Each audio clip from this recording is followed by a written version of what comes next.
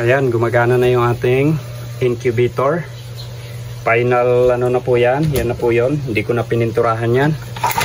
Saka na kung merong budget tayo na pampintura. At ipakita ko sa inyo yung ating final na wirings din.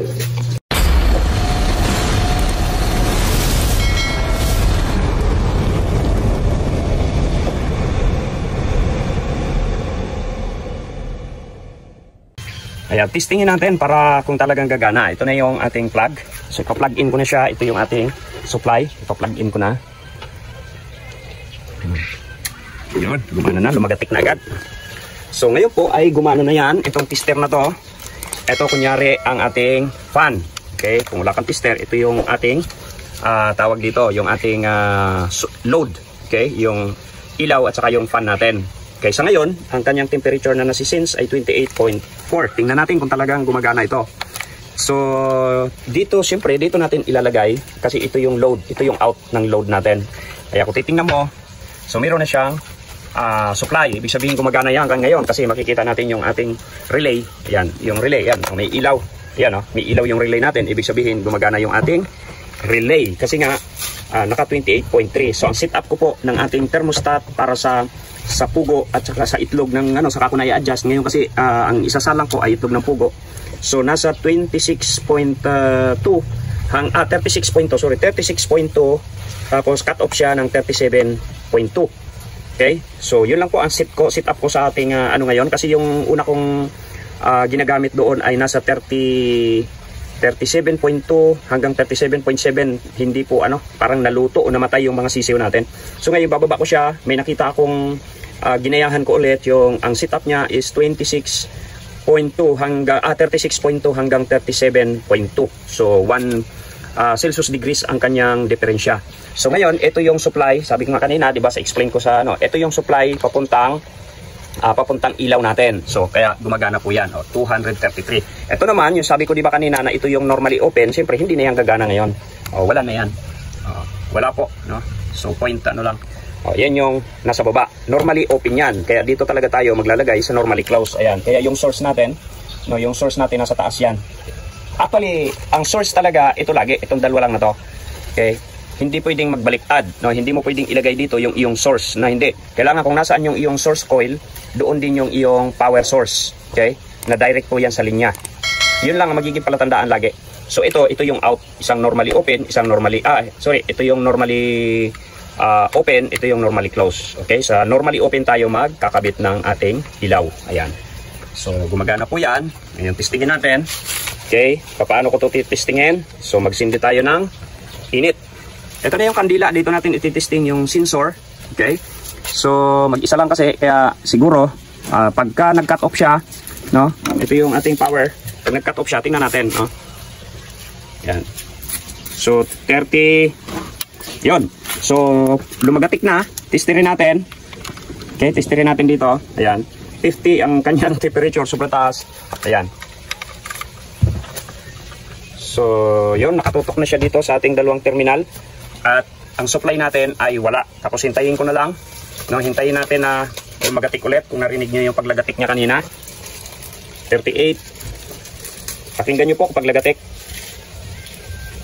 Yun, 36.7, buhay po siya.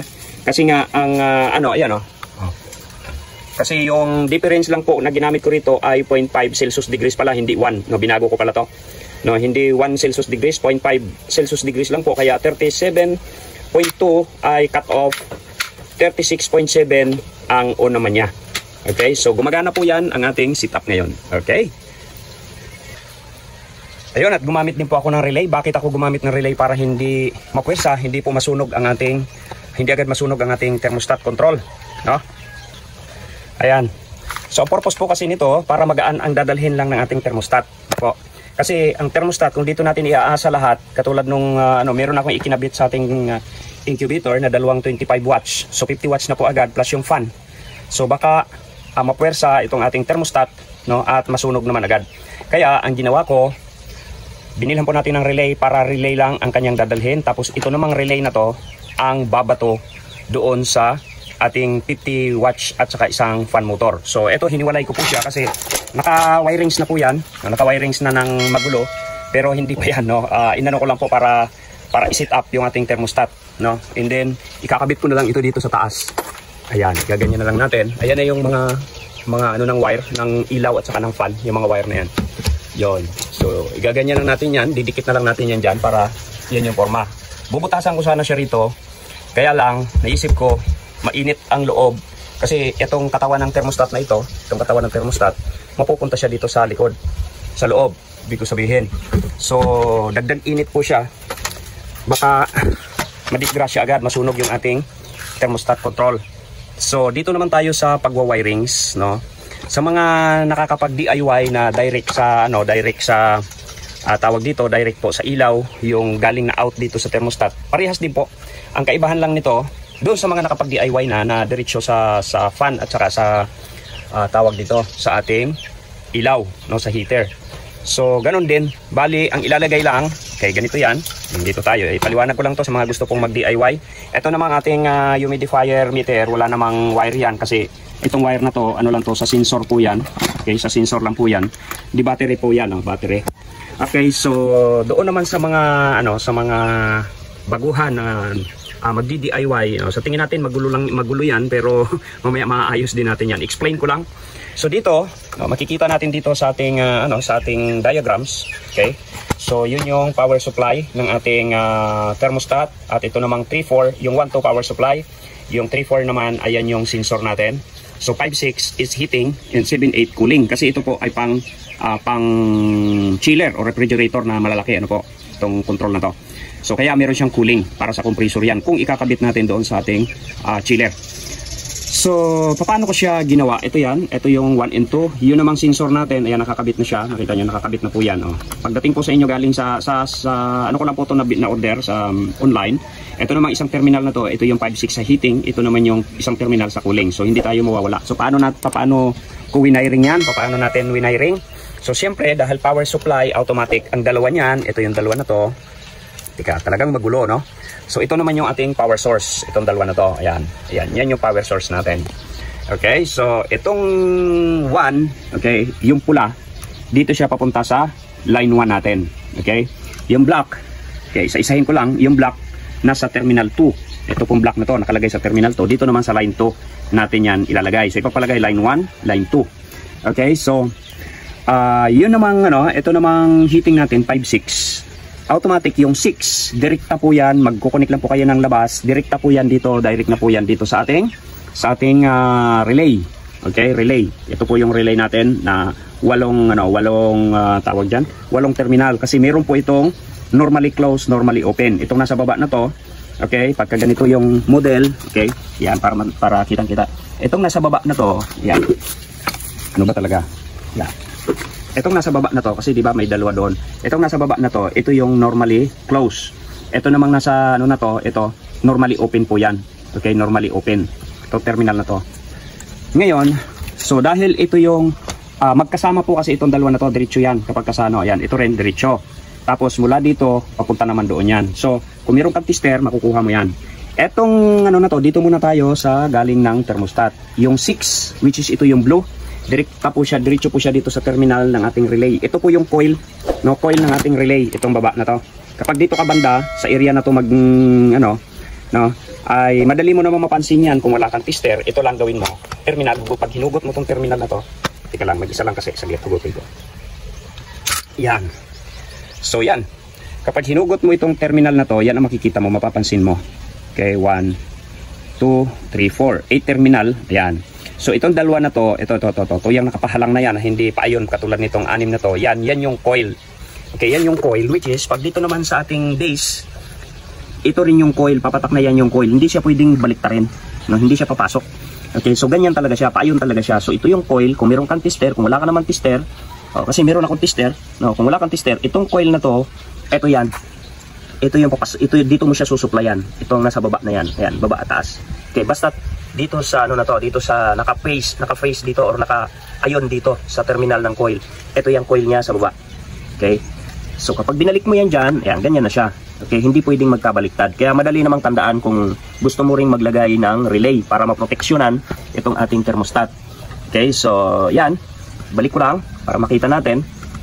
Okay. So balik ulit tayo. Ewan ko kung nasusundan. Mula dito sa 5.6 sa heating terminal natin, yung 5.6, yung 6, wiringan mo na diretso yan at papunta dito sa kabila, dito sa ating coil. Kasi yan yung magsusuplayan ng coil natin. Parang against the light, no? So, walang problema kung magkabaliktad. Yung galing sa 6, no, na terminal dito sa heating, okay? Sa heating natin, yung galing number 6 na yan, walang problema pagdating dito sa ating relay kung magkabaliktad dyan, either dito or dito, walang problema yan. Okay, so yun. Mula 6, pupunta dito sa isang terminal ng ating relay. Yung coil, sa coil po yan. Susuplayan mo kasi itong coil, no, para gumana din. Pagka gumana ito o mamatay ito, ito yung mamamatay, itong coil na to. So mawawala na rin siya ng connection. Okay, so since na itong ano na to, itong pula na to sa line 1 natin, ito yung line 1, di ba? Ano lang yan, bakit may jumper dito? Kailangan mo kasing jumperan mula sa terminal 1 papunta sa terminal 5. Okay, papunta sa terminal 5 ito. Kailangan mo siyang jumperan ng isa. Kailangan magkasama yan sa line 1, okay?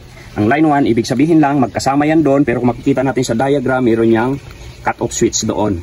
Okay, sa loob, nasa loob na ng ating thermostat. So ibig lang sabihin magkakasama sa isang linya ito. Okay? Magkakasama sa isang linya or line 1. Okay, jinampiran mo lang, kailangan mo siyang jumperan. Kapag hindi mo siya jinampiran, hindi po gagana ito. Okay? Kailangan may jumper siya na galing sa line 1. Ngayon, para talaga masuplayan natin ng 220 itong coil natin, kailangan mo kumuha ng galing sa line 2. So kaya itong violet na to, papunta po yan dito sa line 2 natin. Okay, sa line 2. So ibig sabihin, kompleto na po ang supply natin sa ating coil. Gagana na po yan. Kapag namatay o pinaandar ng thermostat, itong ibig sabihin pag may lumabas na power dito or nag-cut off siya, gagana po yung ating coil ng relay. Ayan na po siya. So ibig sabihin lang, kompleto na po. Ngayon, ano itong puti at saka orange natin? Dito ko rin yung kinabit sa line 1 and line 2. Automatic, hindi po pwedeng kahit magkabaliktad, walang problema.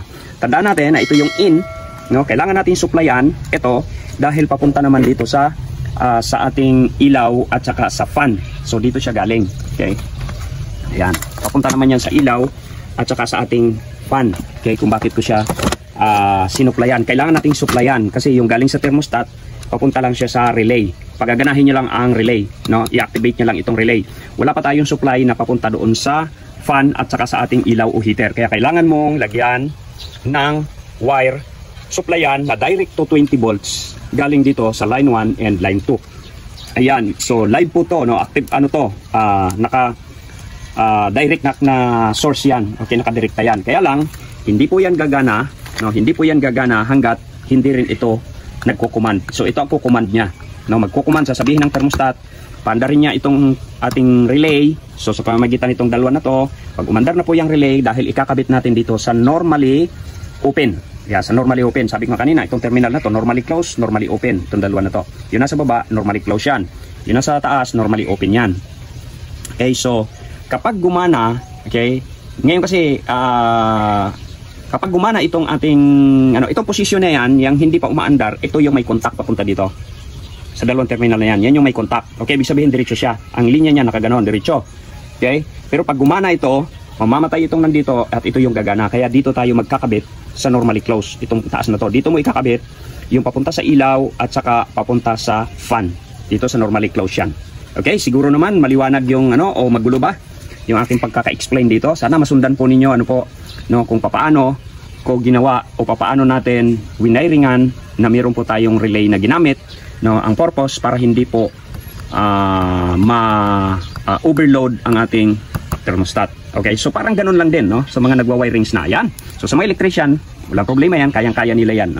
Okay, so sana nakatulong po ang bidyong ito, mga ka-DIY na lakwachero natin dyan. Nakatulong sana ang bidyong ito, at kung nakatulong sa iyo ang bidyong ito, yan, please like and share at subscribe na rin po sa ating channel. Ayan. Salamat din po sa hindi pag-escape ng ating mga ads sa ating pong YouTube. Okay, so God bless po. Bye-bye.